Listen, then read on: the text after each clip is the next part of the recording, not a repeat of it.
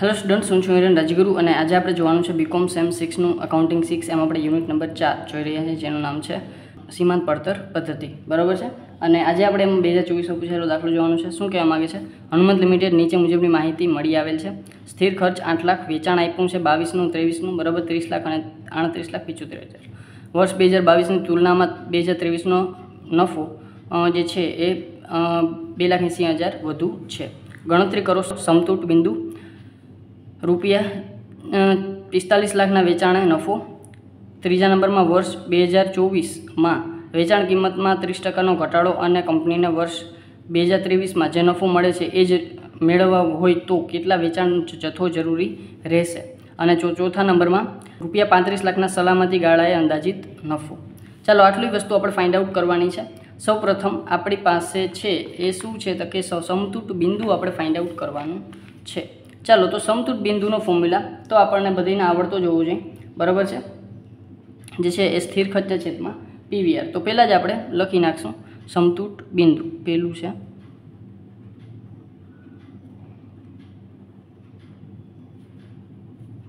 સ્થિર ખર્ચ એના છેદમાં પીવીઆર. બરાબર છે. પીવીઆર મૂકી દીધો એટલે ગુણ્યા 100 કરવાની જરૂર નથી. બરાબર. ચાલો તો હવે સૌપ્રથમ સ્થિર ખર્ચ તો આપણને આપેલો છે. સ્થિર ખર્ચા છે આપણી પાસે 8 લાખ, પણ આપણી પાસે પીવીઆર નથી. બરાબર. નફા જથ્થાનો ગુણોત્તર નથી. તો પહેલાં આપણે એ ફાઇન્ડ આઉટ કરવો પડશે. અહીંયા આપણે કરશું નફા જથ્થાનો ગુણોત્તર.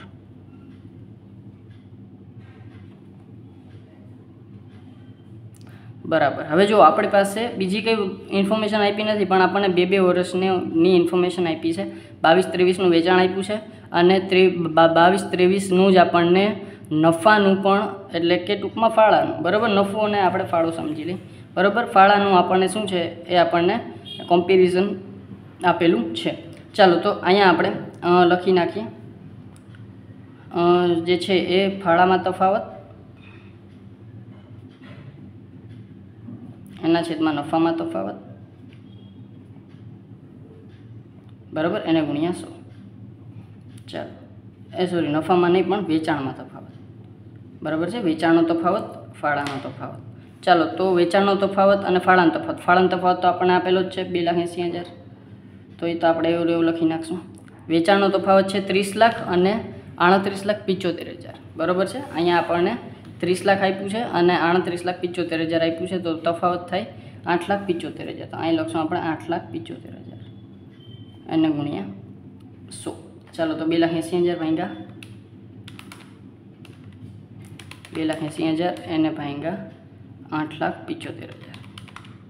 તો એ આવશે 0.32 એને ગુણ્યા 100 એટલે કે એ આવશે 32% આપણો પીવીઆર. ચાલો તો સ્થિર ખર્ચા આપણી પાસે 8 લાખ છે, આમાં કીધેલા જ છે. બરાબર છે. અને 32 એને ગુણ્યા 100. આમાં ટકાવારી નથી લખતો એટલે હું 100 લખું છું. 8 લાખ ભાંગ્યા 32 ગુણ્યા 100 એટલે કે 25 લાખ આપણું સમતૂટ બિંદુ.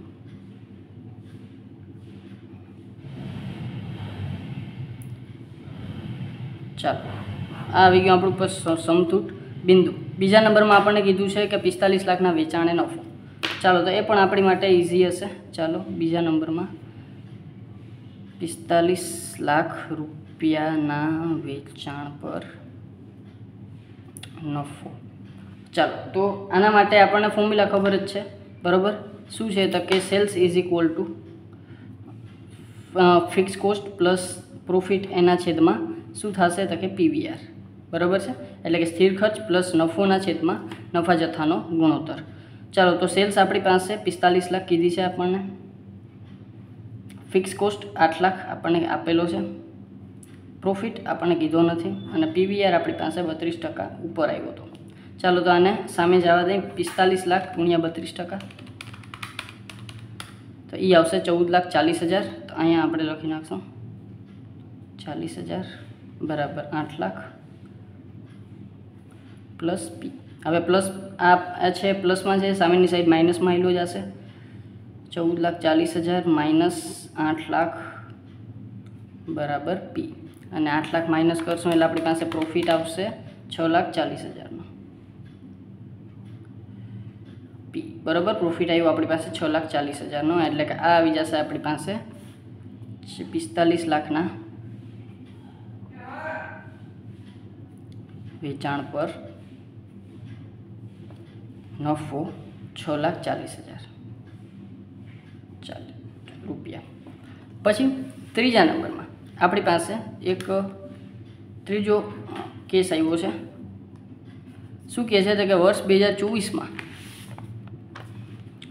2024માં વેચાણ કિંમત 30%નો ઘટાડો કરવાનો છે. ચાલો તો 30%નો ઘટાડો વેચાણ કિંમતમાં 24માં.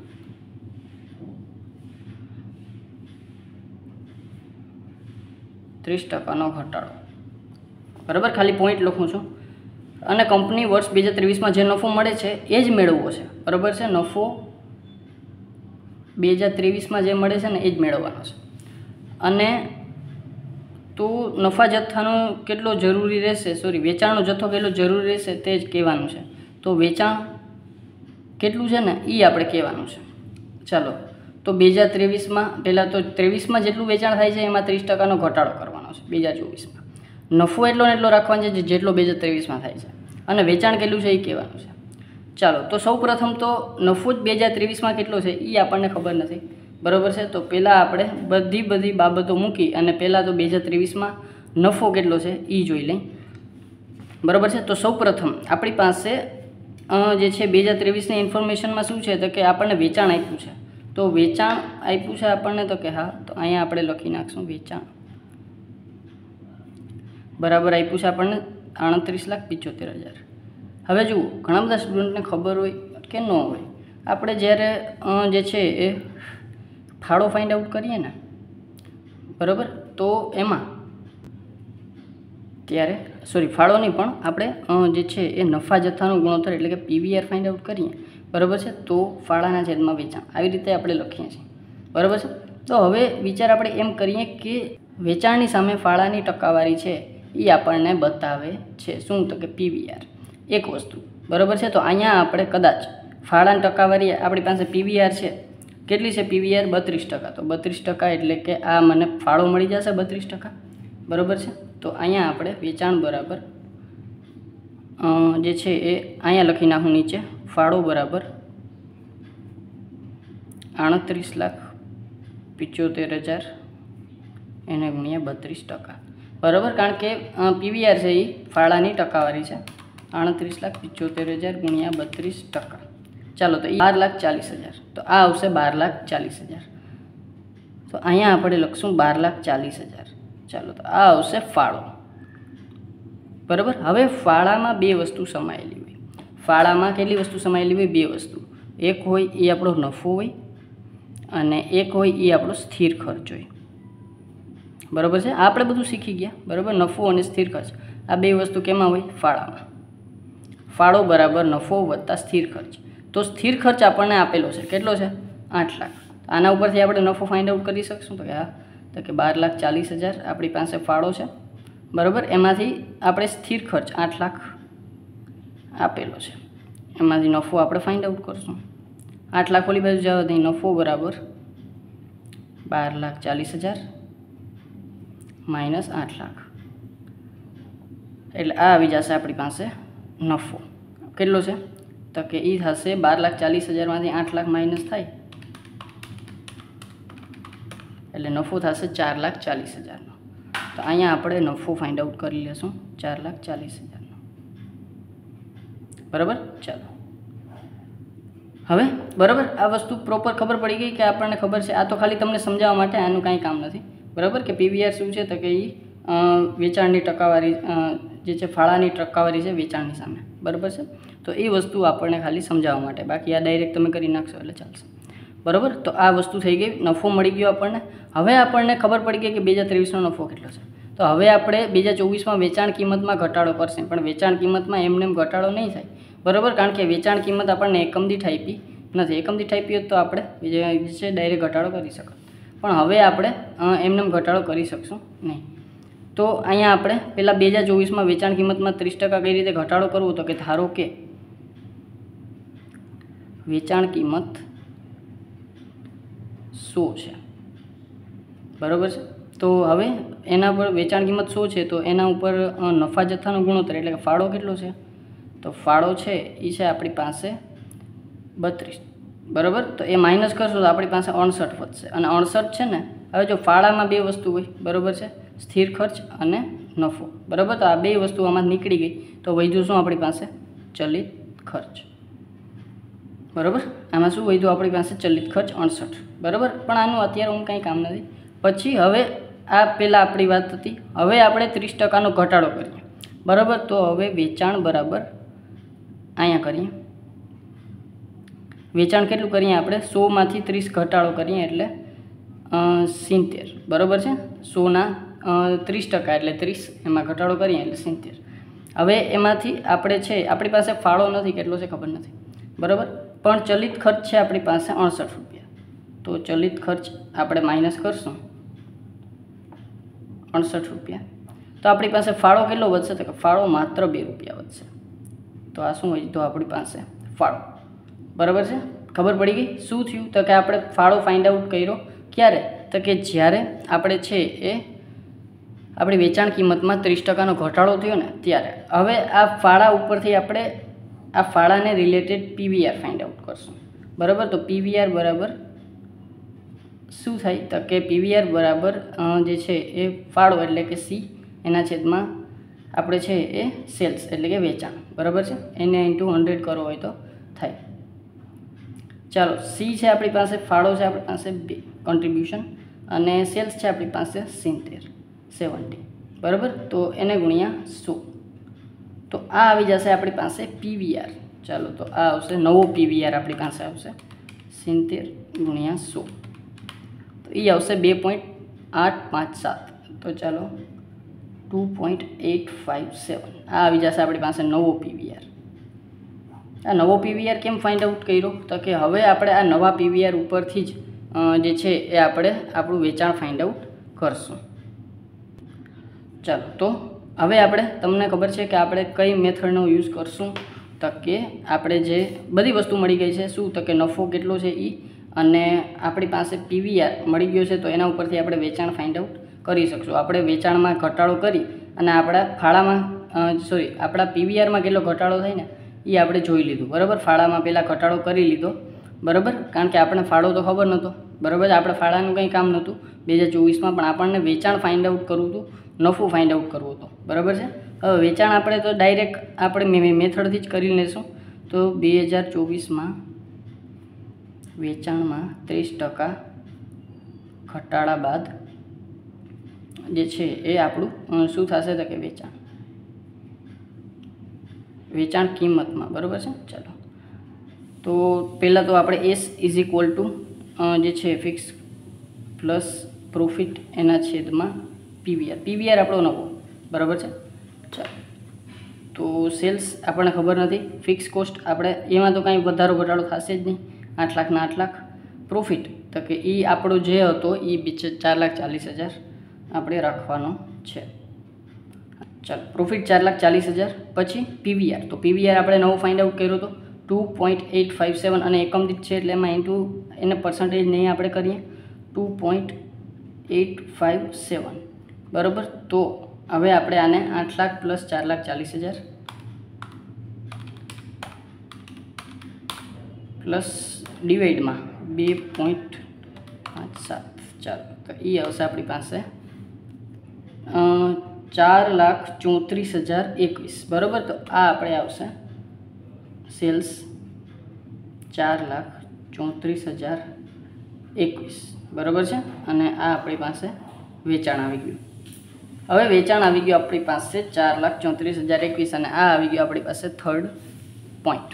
પછી આપણે ચોથા નંબરમાં વાત કરીએ, બરાબર. થર્ડ પોઈન્ટ સમજાઈ ગયો હશે, કદાચ ના સમજાણો હોય તો પાછું રિવાઇન્ડ કરી લેજો, બરાબર છે. કાંઈ નથી કર્યું, પહેલાં આપણે નફો ફાઇન્ડ આઉટ કર્યો, પછી આપણે વેચાણમાં ઘટાડો થાય, બરાબર. વેચાણ કિંમતમાં ઘટાડો થાય તો આપણો પીવીઆરમાં ઘટાડો થાય, તો પીવીઆરમાં કેટલો ઘટાડો થયો એ આપણે જોઈ લીધું, અને નવા પીવીઆર સાથે આપણે સેલ્સ ફાઇન્ડ આઉટ કરી લીધી. પછી છે ચોથા નંબરમાં ₹35 લાખના સલામતી ગાળાએ અંદાજી નફો, બરાબર છે. તો આના માટે હું એક પેજ લઈ લઉં, બરાબર છે. ચાલો, તો સૌ પ્રથમ આપણે છે એ શું કીધું છે તો કે 35 લાખના ચોથા નંબરમાં રૂપિયા 35 લાખના સલામતી ગાળાએ અંદાજી નફો. ચાલો, તો સૌપ્રથમ આપણે છે એ સલામતી ગાળાએ અંદાજી નફો કીધો છે, બરાબર છે. 35 લાખનો સલામતી ગાળો છે. તો પહેલાં આપણે એના ઉપરથી વેચાણ ફાઇન્ડ આઉટ કરી લેશું, બરાબર છે. તો અહીંયા આપણે લખશું વેચાણ,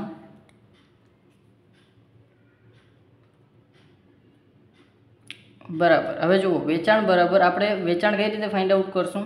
સલામતી ગાળામાં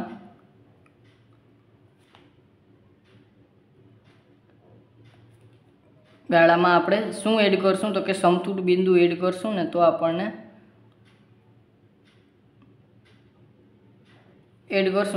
વેચાણ મળી જશે, બરાબર. સલામતી ગાળામાં આપણે છે એ સમતૂર બિંદુ એડ કરશું એટલે આપણને વેચાણ મળી જશે.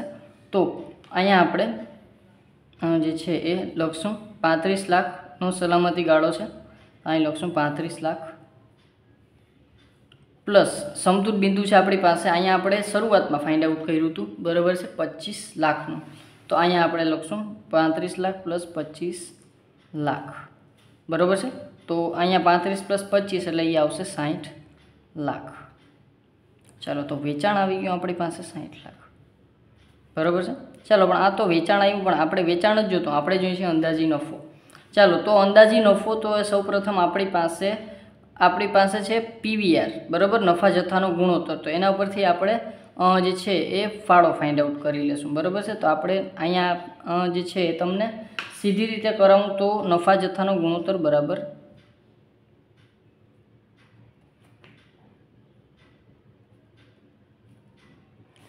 જે છે એ ફાળોના છેદમાં વેચાણ, બરાબર.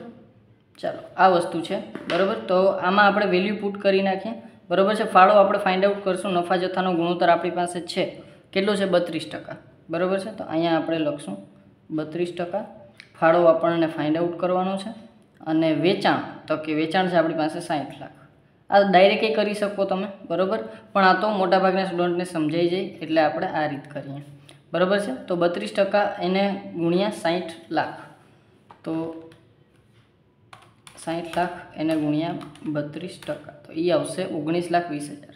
તો અહીંયા આપણે લખી નાખશું 19,20,000 અને એ આવશે આપણી પાસે ફાળો, બરાબર છે. તો આ લખી નાખશું આપણે ફાળો.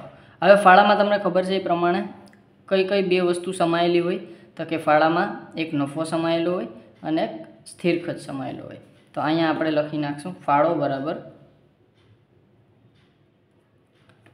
નફો વત્તા સ્થિર ખર્ચ. તો હવે તો કેટલો છે આપણી પાસે તો કે 19,20,000, બરાબર. નફો આપણી પાસે જે છે એ કાંઈ આપેલો નથી, તો નફો આપણે ફાઇન્ડ આઉટ કરવાનો છે. અને પ્લસ સ્થિર ખર્ચ છે આપણી પાસે 8 લાખ. તો એ તો આપણો સ્થિર ખર્ચ તો તમને ખબર છે, ઓબ્વિયસલી આપણને જે કીધો છે એ જ આપણો રહેવાનો છે. તો 8 લાખ આપણો સ્થિર ખર્ચ. તો અહીંયા આપણે છે એ શું કરશું તો કે નફો બરાબર 19,20,000 માઇનસ 8 લાખ. તો નફો થશે આપણી પાસે 19,20,000માંથી 8 લાખ આપણે માઇનસ કરીએ તો એ આવશે 11,20,000, બરાબર છે. તો એ આપણી પાસે આવશે નફો.